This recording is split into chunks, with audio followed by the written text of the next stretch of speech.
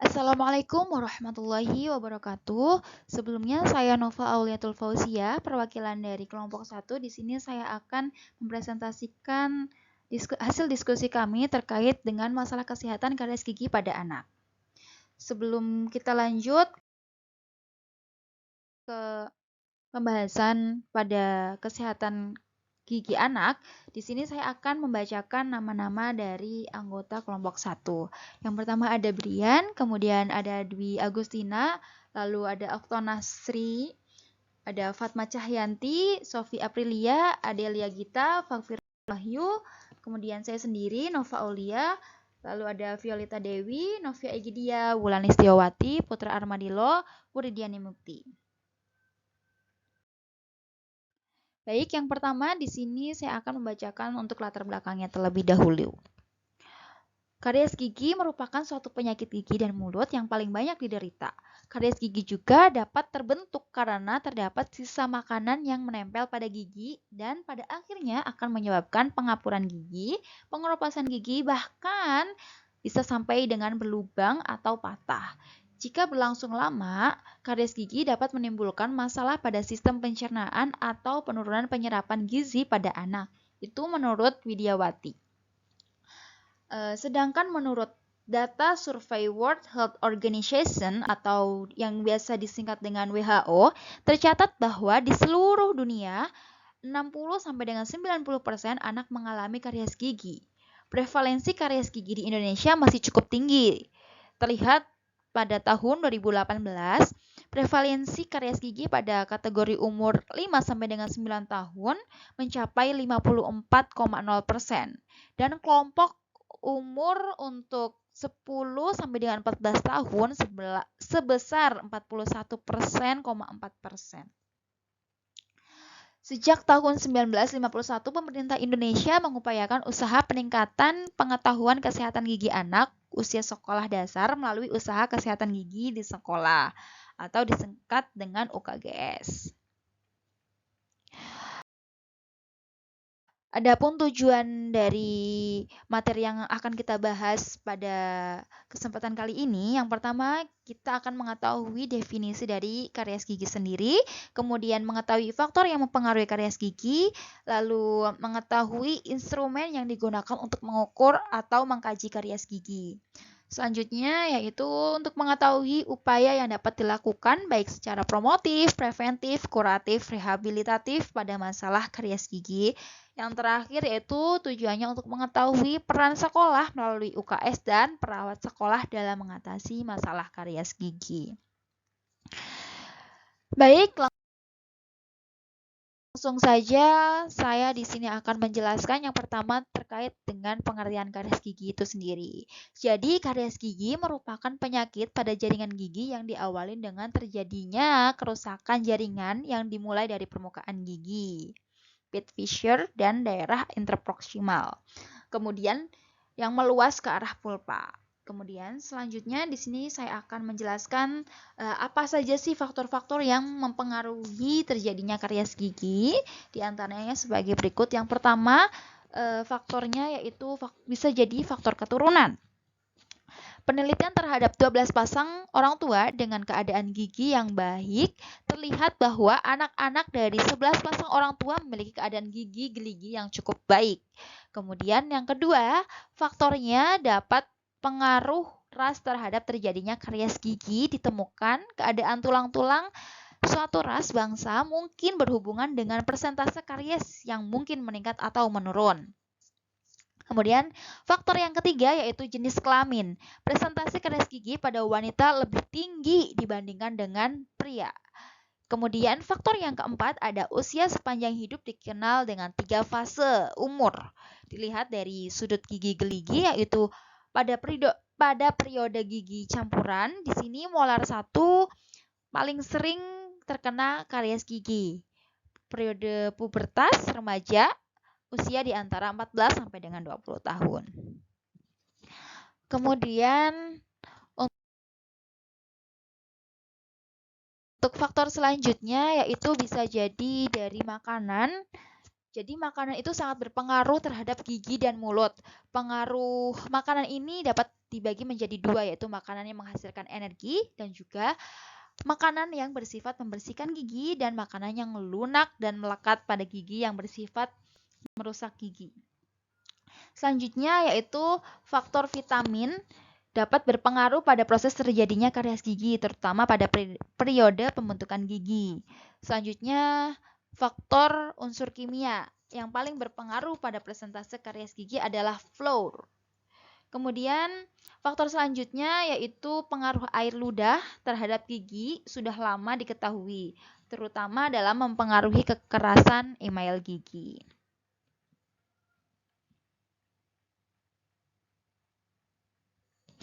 Kemudian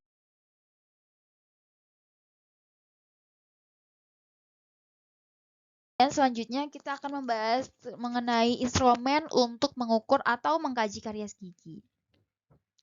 Insiden adalah peningkatan atau penurunan jumlah kasus baru yang terjadi pada suatu kelompok masyarakat pada kurun waktu tertentu.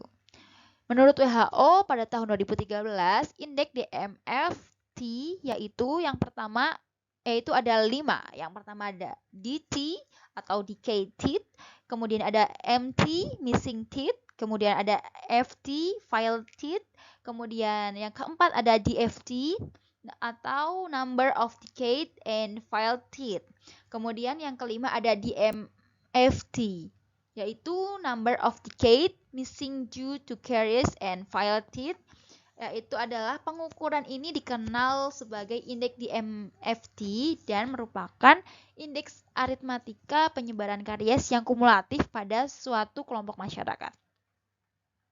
Kemudian untuk kriteria DMFT dan DEFT menurut WHO pada tahun 2013 yaitu menggunakan 5 skor. Jadi pada yang pertama yaitu untuk kriteria yang sangat rendah, skornya berada di skor 0,0 sampai dengan 1,1. Kemudian untuk kriteria rendah berada di skor 1,2 sampai dengan 2,6. Selanjutnya untuk kriteria sedang berada pada skor 2,7 sampai dengan 4,4. Kemudian kriteria tinggi berada pada 4,5 sampai dengan 6,5 dan yang termasuk dalam kriteria yang sangat tinggi yaitu lebih dari 6,6. Selanjutnya yaitu upaya yang dapat dilakukan yaitu baik upaya promotif, preventif, kuratif, dan rehabilitatif. Yang pertama di sini kami akan membahas upaya promotif terlebih dahulu. Promotif adalah upaya untuk menyebarkan informasi tentang suatu topik kesehatan gigi dan mulut. Salah satunya adalah pendidikan kesehatan gigi dan mulut. Kegiatan promosi atau upaya promotif dalam bidang kesehatan merupakan suatu upaya yang dapat dilakukan tenaga kesehatan untuk meningkatkan kesehatan masyarakat melalui peningkatan pengetahuan, sikap, dan perilaku. Oleh sebab itu, promosi merupakan salah satu bentuk pembelajaran.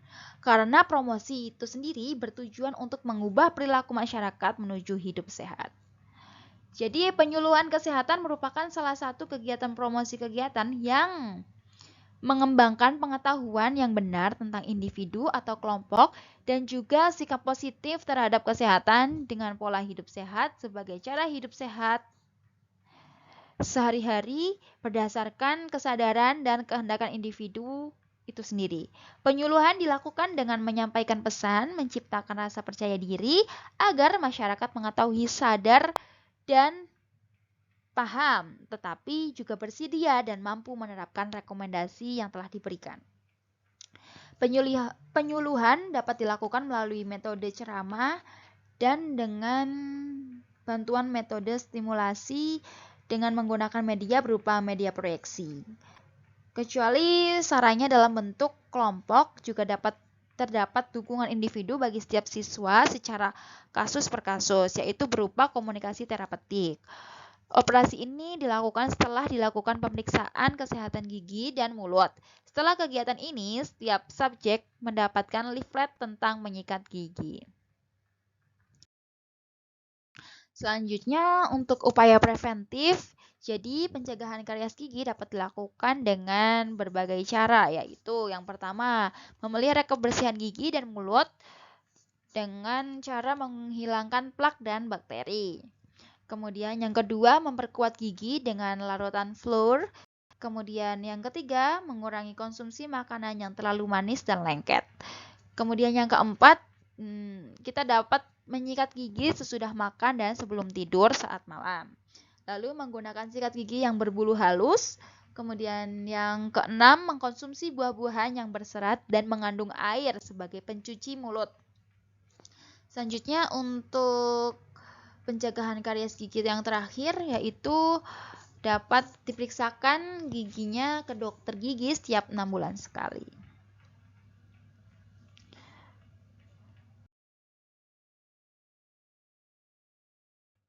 Lalu untuk upaya kuratif, menurut Azwar pada tahun 2003, upaya kuratif yang dapat dilakukan di sekolah dasar yang mendapat pelayanan asuhan kesehatan gigi dan mulut antara lain yang pertama pengobatan darurat untuk menghilangkan rasa sakit.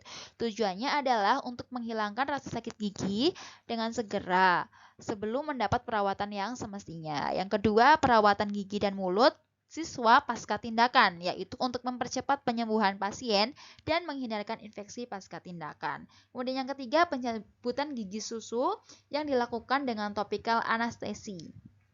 Kemudian upaya kuratif yang keempat yaitu dengan penumpatan atau restorasi gigi yang karies untuk mengembalikan bentuk dan fungsi semula dengan tambalan glasionomer dan amalgam serta pencabutan gigi yang sudah tidak dipertahankan lagi. Kemudian upaya kuratif yang kelima yaitu ada upaya yang dapat dilakukan secara individual, ialah menyikat gigi dengan bahan yang mengandung fluor. Kemudian yang keenam yaitu upaya yang dapat dilakukan oleh tenaga kesehatan adalah aplikasi topical fluor serta PIT dan fissure silent. Dengan demikian masyarakat tidak hanya sadar, tahu dan mengerti tetapi juga mau dan dapat melakukan anjuran yang berhubungan dengan kesehatan gigi.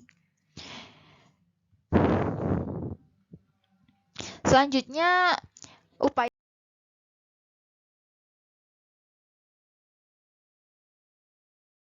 rehabilitatif. Yang pertama, kita dapat mencegah atau mengendalikan konsumsi makanan yang manis. Kemudian, memulihkan fungsi gigi dengan menggunakan mouthwash dan rajin membersihkan karang gigi setiap 6 bulan sekali. Kemudian bisa juga mempersiapkan dan memberi kemampuan anak agar mandiri dalam mengupayakan perawatan gigi yang bersih dan sehat. Kemudian screening kesehatan gigi dan mulut, kemudian pelayanan aksesibilitas dan edukasi kesehatan. Selanjutnya kita akan membahas peran sekolah UKS dan perawat sekolah dalam mengatasi masalah kesehatan. Yang pertama kita akan bahas peran sekolah UKS dan perawat sekolah.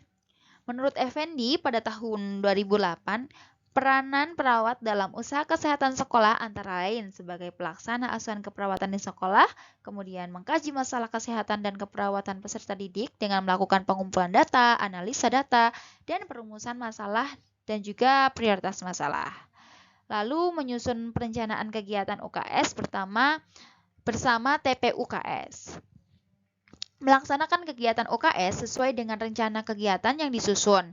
Lalu penilaian dan pemantauan hasil kegiatan UKS, pencatatan dan pelaporan sesuai dengan prosedur yang ditetapkan.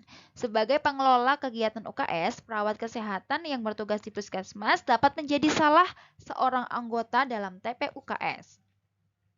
Atau dapat juga ditunjuk sebagai seorang koordinir UKS di tingkat puskesmas. Bila perawat kesehatan ditunjuk sebagai koordinator, maka pengelolaan pelaksanaan UKS menjadi tanggung jawabnya, atau paling tidak ikut terlibat dalam tim pengelola UKS, dan sebagai penyuluh dalam bidang kesehatan. Jadi, peran perawat sekolah dalam mengatasi karies gigi di sekolah adalah mengkaji masalah kesehatan dan keperawatan peserta didik dengan melakukan pengumpulan data, analisa data, perumusan masalah, prioritas masalah, kemudian menyusun perencanaan atau merujuk ke Vaskes untuk mendapatkan penanganan lebih lanjut.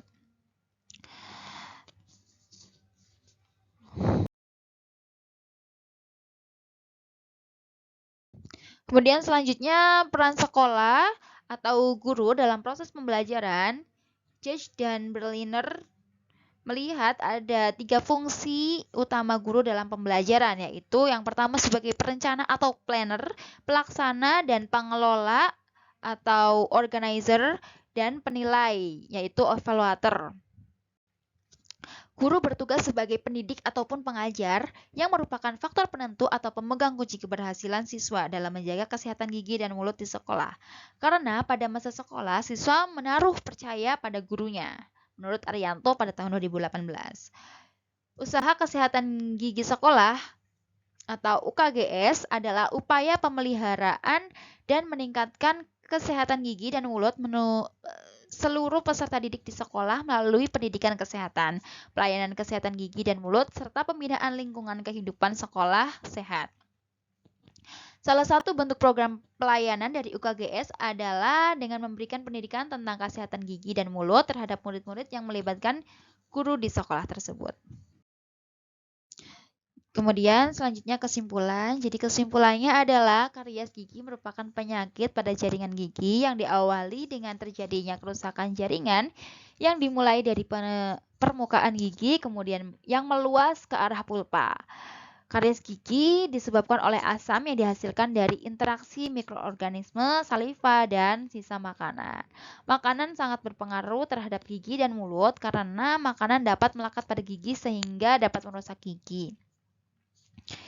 Kemudian kegiatan promosi atau upaya promotif dalam bidang kesehatan merupakan suatu upaya yang dapat dilakukan tenaga kesehatan untuk meningkatkan kesehatan anak melalui peningkatan pengetahuan, sikap, dan perilaku. Upaya tersebut ditekankan pada anak agar dapat meningkatkan kemampuan anak untuk menjaga kesehatan gigi dan mulut secara mandiri melalui pendidikan kesehatan yang diberikan oleh Tenankes sehingga gigi anak terhindar dari masalah gigi seperti karies gigi. Langkah-langkah promosi yaitu salah satunya dengan topik memberikan saran pembersihan gigi seperti dengan menyikat gigi, alat dan bahan menyikat gigi. Waktu dan frekuensi menyikat gigi, gerakan menggosok gigi, menyikat gigi, dan akibat tidak rajin menggosok gigi, serta menjelaskan terkait diet makanan seperti membatasi makanan yang mengandung gula dan makanan yang lengket. Kemudian memperbanyak konsumsi makanan yang berserat dan berair seperti buah dan sayuran. Caranya berdasarkan hasil laporan dan pembahasan, penyusun ingin memberikan saran kepada beberapa pihak terkait antara lain yang pertama bagi perawat agar perawat dapat bekerja sama dengan pihak puskesmas dan sekolah terkait untuk terlibat dalam upaya peningkatan kesehatan khususnya pada anak usia sekolah, terutama dalam memberikan pendidikan kesehatan, observasi secara kontinu, dan konseling mengenai karies gigi. Hal ini bertujuan untuk meningkatkan pengetahuan, sikap, dan tindakan anak mengenai karies gigi dan perawatan gigi yang baik dan benar. Kemudian bagi pihak sekolah disarankan untuk memberikan informasi mengenai karies gigi dan mengedukasi anak sekolah tentang pentingnya menjaga kesehatan gigi dan mulut dan pentingnya mengkonsumsi makanan yang sehat dan bergizi dan mengurangi makanan manis dan mudah melekat.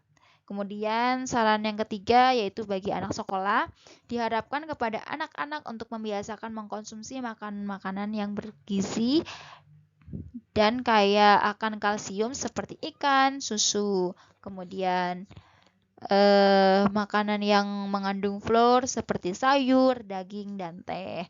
Lalu untuk vitamin.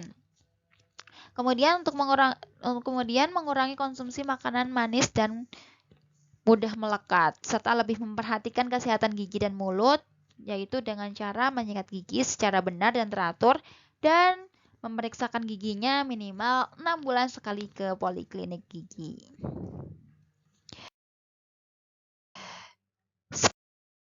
Sekian presentasi dari kelompok kami. Kurang lebihnya kami mohon maaf. Bila ada pertanyaan, silahkan ketik di kolom komentar. Kurang lebihnya dari kami mohon maaf. Wassalamualaikum warahmatullahi wabarakatuh.